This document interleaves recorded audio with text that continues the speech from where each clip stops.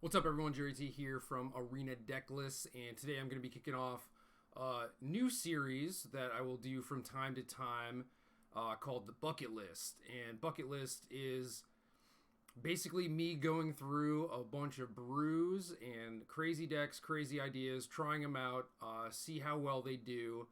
And this is all going to be, I think, on Pioneer, maybe Modern, maybe some Legacy, and thanks to our friends at Card Hoarder for setting us up with some loaner accounts so that we can just borrow these cards at will. Makes things super, super easy as far as like trying to get a deck together and everything. So yeah, today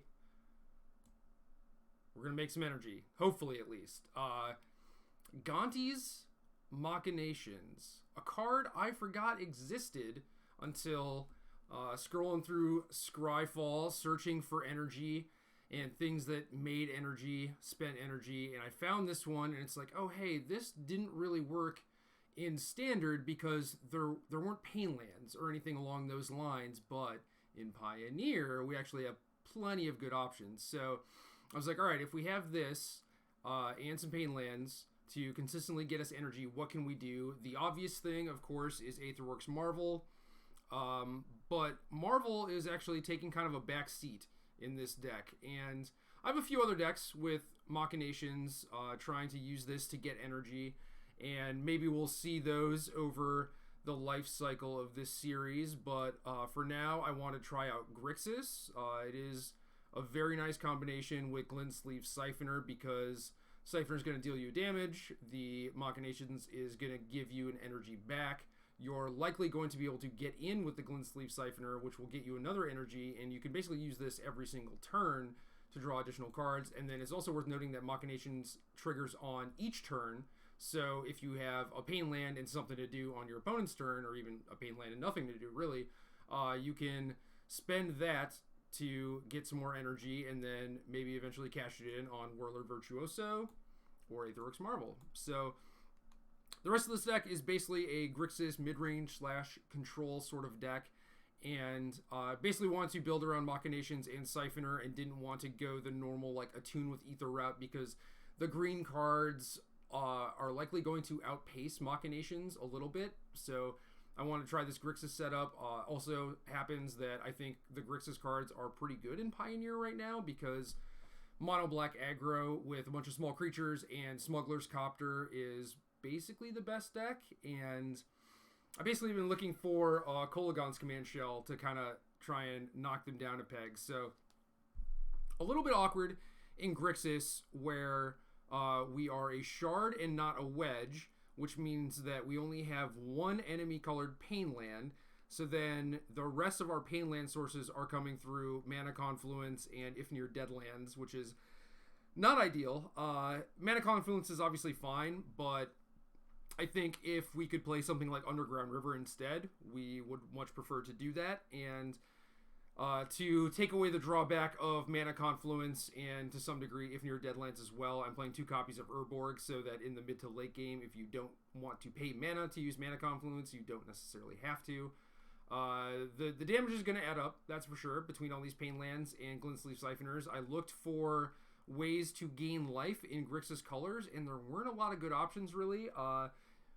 Honestly, the best thing we have is just, like, eventually cashing in the Machinations for 3 life, and, like, they get domed for 3, too, so that's not that bad, but not the ideal situation for what you want to be doing with this card. Ideally, you're just using it to pump out more Thopters or spin the Marvel or whatever, but in a pinch, you can use it to gain some of that life back, and in the meantime, I'm going to be looking for more life gain cards. Enter the God Eternals was maybe the strongest life gain option and is not really a card that I think fits in Pioneer as far as like power level is concerned.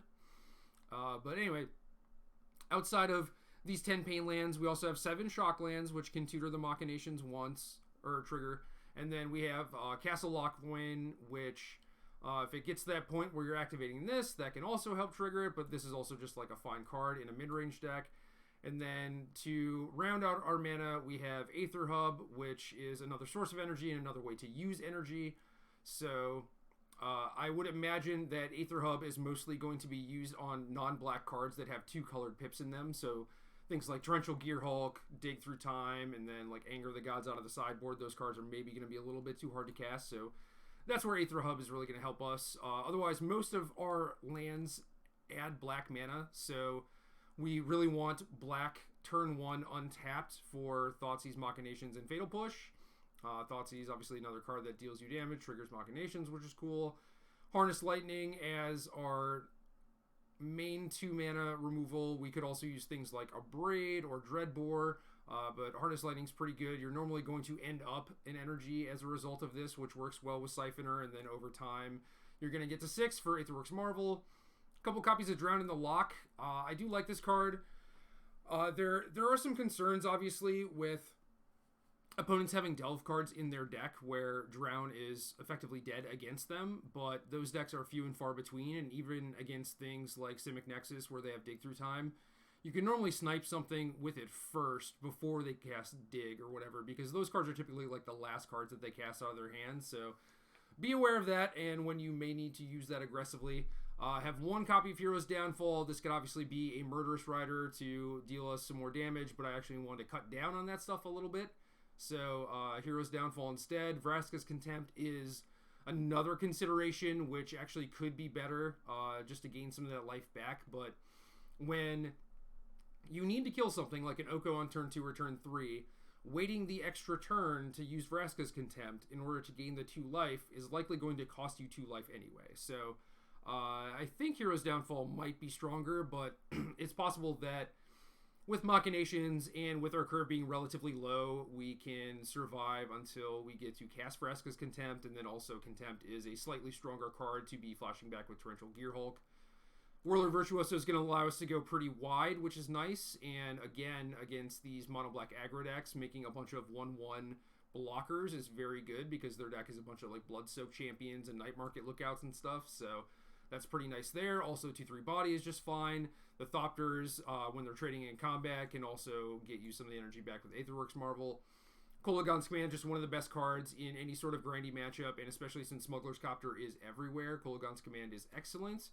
And then we do have the Aetherworks Marvels. We are making some energy. It is possible that we can play Marvel and activate it on turn 4, but that's not really what this deck is trying to do. It's more of a value card.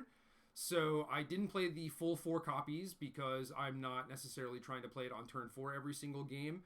And I'm not playing any huge things like Emrakul or Ulamog because, again, we aren't like an all-in Aetherworks Marvel deck. So I did want to play some big cards to Marvel into, so that's why I have Torrential Gearhulk and Dig Through Time. And those are also cards that you can just cast naturally. So I think all of this stuff works pretty well together. And I like the Grixis shell. I like black-based mid-range, period, because you have Fatal Push, Thoughtseize, and a bunch of other good support in the surrounding colors, and I want to see if I can try and make that work, and this seems like a good enough shell, plus I get to test out some weird interactions, so I'm pretty excited about it. And sideboard, a couple Ashioks for ramp decks, also doubles as Graveyard Hate if you need that, although it's not very efficient Graveyard Hate. Unmoored Ego is mostly for Field of Ruin, but also Simic Nexus. These cards typically aren't that strong. Like, Nexus is going to board in a bunch of alternate win conditions, and same with the Field of Dead decks, but it's going to make your life a lot easier because Field of the Dead is the most problematic card for you, and you have ways to answer basically anything else. Third copy of Kolagon's Command for any grindy matchup or any aggressive creature deck with the vehicles. Couple Anger the Gods. This could be Radiant Flames, but I feel like the Exile Clause is pretty relevant. There's a decent amount of like scale stuff with like Hangerback Walker and like I mentioned, the black aggro decks with Blood-Soaked Champions, so like Exile is pretty relevant. And then there's also stuff like Is It Phoenix if that ever shows up. Couple Mystical Disputes, couple Disdainful Strokes for counter magic in mid-range matchups and against control decks and combo decks. I really like being able to pressure both their hand and the stack, and that is kind of like this two-pronged approach that makes those matchups a lot easier for you, where they can board in a bunch of like card drawing to get around your discard, or they can board in a bunch of, they can't do Veil of Summer anymore, so like things make it very easy for us, but things along those lines where they could just like, I'm gonna dispel your counterspell or whatever. They can't do that because then you still have like Thoughtseize and things like that. So you get to pressure them in a couple different ways, and when you are using discard to disrupt people, you also have something that can stop a big spell from coming off the top of your deck, so you're kind of covered a little bit that way, which is really nice. So the counter spells, I'm not leaning too hard into them. We do have 2 Drown in the Locks main, again, that can sort of function as counter spells depending on the matchup, but yeah, just want to have a few copies, and then 2 copies of Legion Ends. The Izzet in Soul decks are picking up a little bit in popularity, and this just tags Darksteel Citadel with an Ensoul artifact on it, which is pretty nice. Legion's End also can come in against the Field of the Dead deck, so you're able to, you know, like they invest a decent amount of resources, like building up a zombie army, and then you get to use Legion's End to just set them far behind.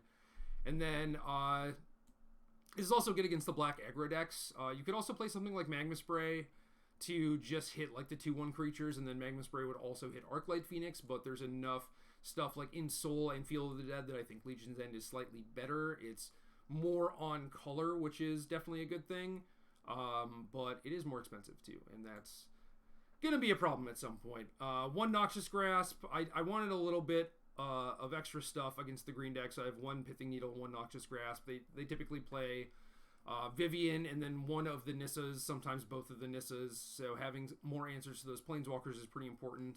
A lot of people are playing Blight Beetle in their sideboard, and that card is just fantastic, but it didn't seem like it really meshed with what we were doing, especially since part of my game plan involved bringing in Anger of the Gods against those decks. So yeah, that's it. Gonna play through a league, cherry pick one of the matches that is, you know, fairly interesting, and could be a match where I win, could be a match that I lose, but I feel like that's more valuable than simply showing like 5 matches where you don't know like which ones are good and which ones are bad. And then we just get to keep it short and sweet. So, you know, thanks for watching. Thanks to Card Hoarder for hooking up the loaner account, and I will be back soon with some gameplay.